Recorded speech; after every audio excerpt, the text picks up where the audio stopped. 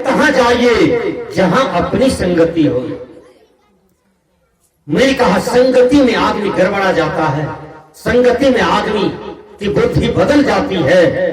अच्छी संगति में अच्छी बुद्धि होती है और गलत संगति में गलत बुद्धि होती है। इंग्लिश के विद्वान ने कहा है अवॉइड बैड कंपनी, अर्थात बुरी संगति से बचो, अच्छी संगति में जाओ। बहुत आदमी को देखिए आज गांजा पीते हैं, एक गांजा पीने वाले 10 आदमी को गजरी बना देता है। सही बात है। एक महात्मा पूर्णिया जंक्शन में गांजा पी रहा था। हमने पूछा महाराज क्यों गांजा पीते हैं आप? महाराज हैं एक भी आदमी यहां से लेकर वहां तक ही आइए, देखिए कोई गांजा पी रहा है। फुल पैंट वाला हो कि साया साड़ी ब्लाउज वाला हो कि सेमी सलवार वाली हो कि हवलदार हो कि पुलिस हो कि प्रशासन हो, देखो यहां से लेके वहां तक कोई गांजा पी रहा है।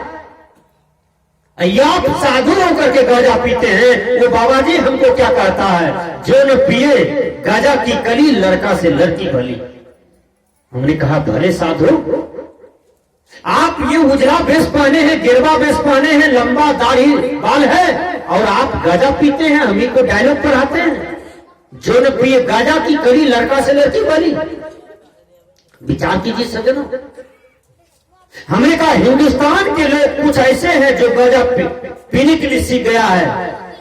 यदि हिंदुस्तान में हमारे स्वामी विवेकानंद का लक्ष्य सभी युवक का बन जाए, आप जैसे साधु को लोग हटा देगा, क्योंकि आप नशेरी हैं, भंगेरी हैं, गजेरी हैं। और बाबा मिही ने कहा चोरी, हिंसा, नशा, झूठ, बेविचार, यानी नशा किसी भी प्रकार के हो, नशा नाश का कारण होता है। नशा अपने जीवन को चाट लेता है, नशा जीवन को उजाड़ देता है। इसलिए सज्जनों किसी भी प्रकार की नशा नहीं करना चाहिए।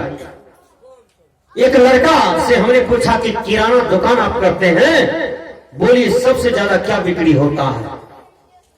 तो वो लड़का कहता है महाराज सबसे ज्यादा गुटखा पुड़िया बिक्री होता है। ध्यान से सुनिए, सही बात है। आज पराया युवक को देखिए, पराया आदमी को देखिए, तुरंत जाता है पान दुकानदार के पास और गाड़ी रोक करके वहां पुड़िया लेता है, 3-4 प्रकार का फेंकता है उसमें, और तब मुंह में ऐसे बेतरबा करके देता। विचार कीजिए, इतना कोमल चमड़ी है आपके शरीर के अंदर में, और उसमें आप ये नाश होने वाला औजार देते हैं, नाश होने वाला सामान रखते हैं। कबीर साहब ने कहा उजला कपड़ा पहिर के पान सुपारी खाए, एक हरी जाने बिना बांधे जमपुर जाए। हरी मतलब सुंदर विचार, सुंदर विवेक, सुंदर ज्ञान के बिना जीव एकदम दिन में ही नरक में जा रहा है। 12 बजे दिन में नरक में जा रहा है, बांधे जमपुर जाए। जम के हाथ में जा रहा है, काल के हाथ में जा रहा है। आज 22 वर्ष का लड़का श्मशान घाट में सर रहा है, गुटखा पुड़िया खा करके बीमारी लाया देह में, मर गया बीमारी होकर के। इसलिए गुटखा पुड़िया नशा वाला जितना भी सामान हो उसका त्याग कर देना चाहिए, उनका सेवन मनुष्य को नहीं करना चाहिए। विचार कीजिए, कबीर साहब ने कहा मानुष तेरा गुण बड़ा, मानस न आवे काज, हार न होते आभरण, तो अचानक बाजन बाज। मनुष्य का गुण ही बड़ा होता है। मनुष्य का हार, हड्डी, चमड़ी दोनों काम में आता है। अब बैल का, गाय का, बाघ का, हाथी का, सब चीज काम में आता है। अब मनुष्य का हड्डी, चमड़ी, मांस, कोनो शरीर का एको पुर्जा कोई काम में नहीं आता है। मनुष्य का केवल ज्ञान काम में आता है, गुण काम में आता है। इसलिए कबीर साहब ने कहा मानुष तेरा गुण बड़ा, तुम्हारा गुण ही बड़ा है, तुम्हारा देह बड़ा नहीं है, तुम्हारा जात बड़ा नहीं है, तुम्हारा संप्रदाय बड़ा नहीं है, और तुम्हारा धन दौलत बड़ा नहीं है, तुम्हारा केवल गुण बड़ा है। विचार कीजिए, वो गुण क्या है? जो गुण लव कुश के हाथ में था, जो गुण प्रहलाद ध्रुव के हाथ में था, जो गुण बजरंग बली के पास था, जो गुण लक्ष्मण के पास था, वही गुण सबके जीवन में होना चाहिए, तब एक अच्छा समाज का निर्माण होगा। लक्ष्मण जी का नाम आया। लक्ष्मण जी को वनवास हुआ था, वनवास केवल राम को हुआ था। मां सीता को वनवास हुआ था? नहीं। मां सीता क्यों वनवास गई राम के साथ? मां सीता समझदार थी, सत्संगी घर की बेटी थी, उसके अंदर में ज्ञान था। वो ज्ञान क्या है? मां सीता सोचती है कि पति को विपत्ति आया, पति को दुख आया है, इस समय यदि हम पति के दुख में साथ नहीं होंगे तो आने वाला इतिहास हमारे नाम पर थूक फेंकेगा, कहेगा सीता गद्दी पर बैठ गई और राम बने बन भटक रहा था। सही बात है। इसलिए दशरथ से कल जोड़ जोड़ करके आज्ञा लिया कि पिताश्री हमको भी जाने दीजिए वन, पति का साथ देने दीजिए। लक्ष्मण कहा भैया जैसे मछली जल के बिना तड़प तड़प करके मरती है, उसी तरह से भैया मैं आपके बिना तड़प तड़प करके मर जाऊंगा। मेरे बड़े भैया आप जाते हैं तो हमको भी ले चलिए। दशरथ से आज्ञा लिया लक्ष्मण और राम के साथ चल दिया। भाई तो ऐसा होना चाहिए, विचार कीजिए।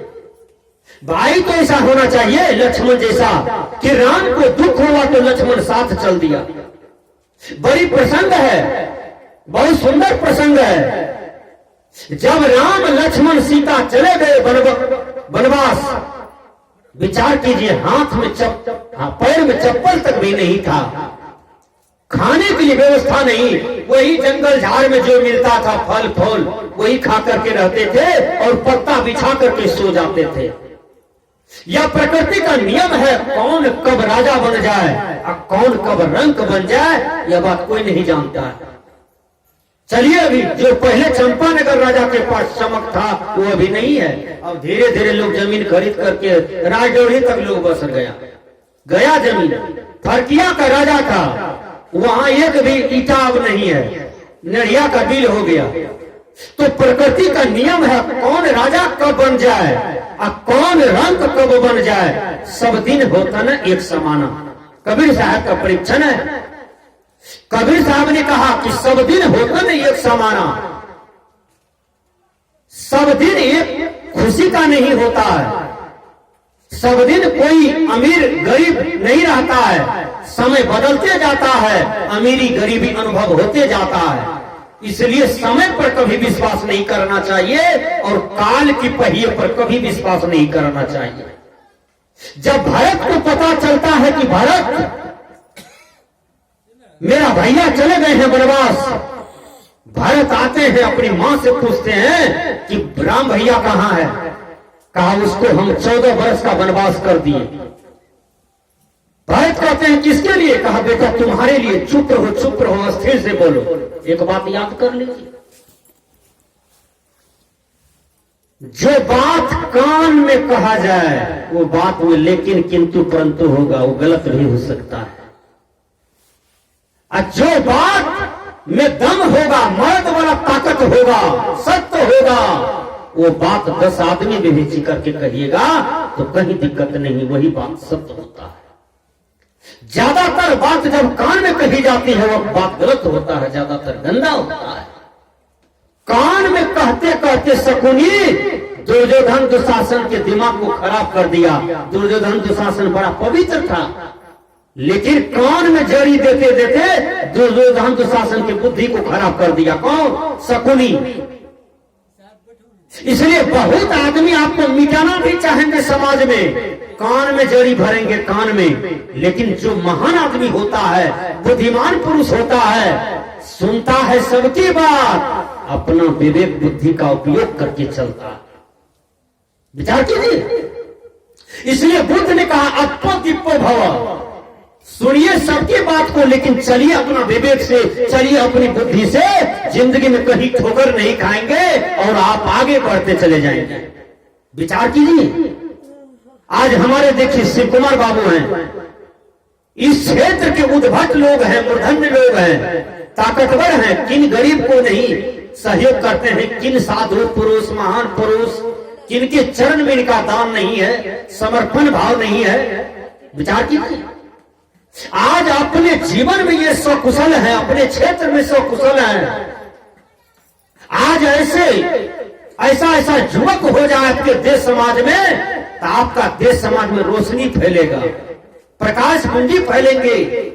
जो गरीब की भलाई के लिए मिटने के लिए तैयार हैं, गली गली में रोड बना दिए, गली गली में ये व्यवस्था वो व्यवस्था, और किन गरीबों को कब जरूरी पड़ जाए उनका रक्षा करना, 12 बजे रात में खड़ा होना, ऐसे पुरुष को भी समाज में भला पुरुष कहा जाता है, ऐसे पुरुष को वीर पुरुष कहा जाता है। यही ताकत राम में था, यही ताकत लवकुश में था, यही ताकत भरत शत्रुघ्न में था। विचार कीजिए, तो सत्य में ताकत होता है और ताकत को यूज कीजिए। जब भारत को पता चला कि हमारे कारण मेरी मां ने राम को 14 वर्ष का वनवास कर दिया, तो भारत देखिए कितना सुंदर वहां पर रोते हैं, मां को फजत करते हैं। विचार कीजिए सज्जनों, मां को फजत करते हैं, मां को मारते हैं, नहीं केवल भरत, और बहुत बात कह देते हैं और कहा, मां इस गद्दी पर मैं थूक फेंकता हूं, जिस भारत के लिए तुमने गद्दी लिया और सतेला बेटा समझ करके राम को बर बर भटका दिया, मां तुम पर थूक फेंकता है भरत। कैसे तेरे मन में ये बात आ गया, पाप है तुम्हारे मां, तुमको नरक होगा। भरत बेचारा चल दिया, भूखले था, खेबो ने किया, चल दिया राम को खोजने के लिए। अब राम को खोजते खोजते राम को जंगल में जाकर के ढूंढे, और देखिए कांधे में कांधे दोनों भाई मुंह थथोर थथोर करके चुम्मा लेते हैं, राम भरत को, भरत राम को, और दोनों खूब रोते रोते खूब गला मिलते मिलते भरत कहते हैं, भैया भैया चलिए, हमको राजगद्दी नहीं चाहिए भैया, मैं भरत जिसके लिए राजा दशरथ, जिसके लिए आपने राजगद्दी छोड़ करके वन में आया, चलिए भैया मुझको नहीं चाहिए। बेचारा राम भगवान मुस्कुरा करके रो करके कहते हैं, भरत मैं तुम्हारी उदारता को जानता हूं, लेकिन राजा दशरथ का आदेश है कि 14 वर्ष का वनवास पालन करना, तो ये तो पिता का आदेश है ना, हम पिता की आज्ञा नहीं काट सकते हैं। आज भी जो शिष्टाचारी युवक है, युवती है, बेटी बहन है, भाई बहन है, वो भी अपने माँ बाप के बात से दूर नहीं जाते हैं, माँ बाप की बात को आज्ञा का नहीं एकदम पालन करते हैं, अब बाप बात नहीं काटते हैं, एक भी बात नहीं काटते हैं। आज भी बहुत ऐसा युवक है, आज भी बहुत ऐसा लड़का लड़की है जो माँ बाप की आज्ञा का पालन करते हैं। भरत बेचारा वही किया, कहा हमको मानते हो तुम अपना, तो तुम जाओ घर जाकर के राजकाज संभालो। भरत गया भरत, लेकिन उस राजगद्दी पर खराम रख दिए, खराम, ध्यान से सुनिए, खराम रख दिया। अब भरत अपना नहीं बैठा, उसी खराम का पूजा किया भरत, राजगद्दी पर खराम रख दिया, उसी का पूजा किया। भाई तो ऐसा ना होना चाहिए, आज भाई भाई को नहीं टोकते हैं, गला मुंह फुलाए रहते हैं, नहीं। किसी शायर ने कहा, इसको भी अपनाता चल, उसको भी अपनाता चल, ऐ दुनिया वालों कांधे में कांधे मिला के समता के गीत गाता चल, प्रेम के गीत गाता चल। पोथी पड़ी पड़ी जगमुआ, पंडित भयानक कोई, ढाई आखर प्रेम का पढ़े सो पंडित होए। प्रेम दुनिया में बड़ा चीज है। भरत बेचारे खराम का पूजा किया 14 बरस, लेकिन राजगद्दी पर नहीं बैठा। ये भयारी प्रेम है, इसलिए भाई भाई को टोकें, भाई भाई से मतलब रखें, भाई भाई की पूजा करें, भाई भाई से कोई बैर न करें। आइए मैं भजन के द्वारा विश्लेषण करता हूं।